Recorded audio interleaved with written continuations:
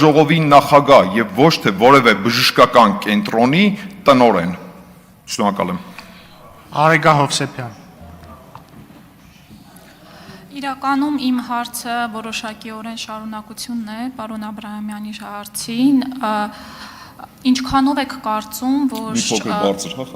ինչքանով եք կարծում, որ հանձնաժողովի աշխատանքը դառնալու է ավելի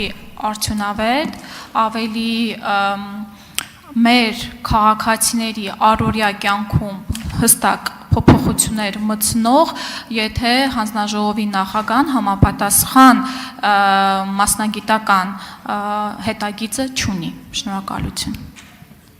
Ինչպես արդեն շեշտեցի, Տիկին Լուսինե Բադալյանը բավականին հարուստ փորձ ունի հանձնաժողովում աշխատելու, իսկ թե նախորդ գումարման ազգային ժողովի հանձնաժողովում ինչ աշխատանքներ է իրականացրել եւ ինչ արդյունքներ է գրանցել, ավելի քան վստահ եմ, Տիկին Լուսինե Բադալյանը իր ելույթի ժամանակ կհայտնի այս ամբիոնից։ Շնորհակալ եմ։ Արձագանք։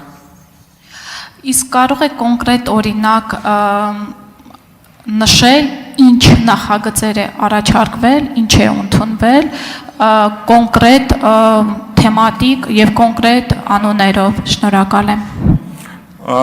Ինչպես արդեն շեշտեցի, Տիկին Լուսինե Բադալյանը իր ելույթի ժամանակ ավելի մանրամասն կանրադառնա ձեր նշած հարցերին։ Շնորհակալ եմ։